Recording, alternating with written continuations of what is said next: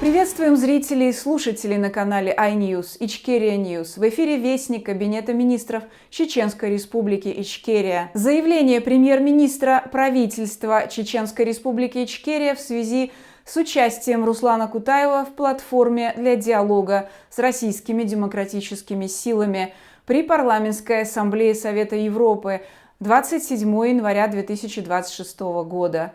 Правительство Чеченской Республики Ичкерия, ЧРИ, обращает внимание на решение Парламентской ассамблеи Совета Европы ПАСЕ о запуске платформы для диалога с российскими демократическими силами, а также на появившуюся информацию о включении президента Ассамблеи народов Кавказа Руслана Кутаева в состав формируемой российской оппозиционной делегации при ПАСЕ. В связи с этим считаю необходимым заявить следующее. Первое. Руслан Кутаев действует исключительно в качестве президента общественной организации Ассамблея народов Кавказа. Чеченская республика Ичкерия не является частью данной организации и не делегировала ей каких-либо полномочий. Соответственно, Руслан Кутаев не представляет государственные институты или дипломатические структуры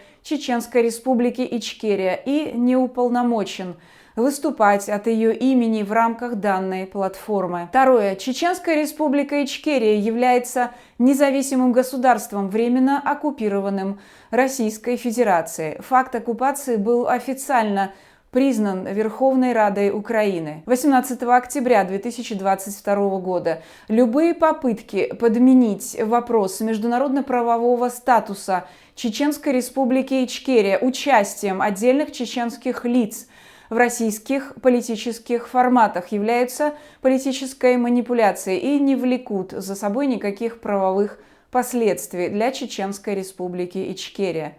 Третье. Правительство Чеченской Республики Ичкерия намерено добиваться создания и институционализации отдельной чеченской платформы в рамках ПАСЕ. Такой формат должен отражать объективную реальность Чеченской Республики Ичкерия, не регион России и не часть российской оппозиционной повестки, а временно оккупированное государство, обладающее законными институтами и правом на самостоятельное международное представительство. Мы ожидаем, что органы Совета Европы будут выстраивать взаимодействие с Чеченской Республикой Ичкерия в отдельном, надлежащем правовом и политическом формате. Четвертое. Вопрос деоккупации и восстановления суверенитета Чеченской Республики Ичкерия может быть решен исключительно на основе мирного договора между Российской Федерацией и Чеченской Республикой Ичкерия с использованием международно-правовых механизмов, дипломатических инструментов и взаимодействия с признанными государствами и международными организациями. Он не может быть растворен в повестке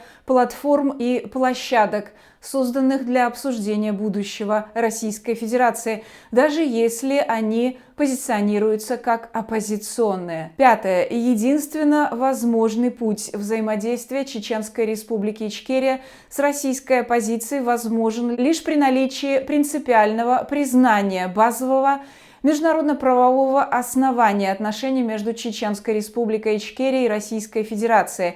Таким основанием является договор о принципах взаимоотношений между Российской Федерацией и Чеченской Республикой Ичкерия 1997 года, подписанный президентом Российской Федерации Борисом Ельциным и президентом Чеченской Республики Ичкерия Асланом Масхадовым. Любой диалог возможен только в том случае, если российские демократические силы готовы признать данный договор в качестве отправной точки и выстраивать отношения с Чеченской Республикой Ичкерия на его основе, как с самостоятельным субъектом международного права, а не как с внутренним вопросом России. Премьер-министр правительства Чеченской Республики Ичкерия Ахмед Закаев, 27 января 2026 года.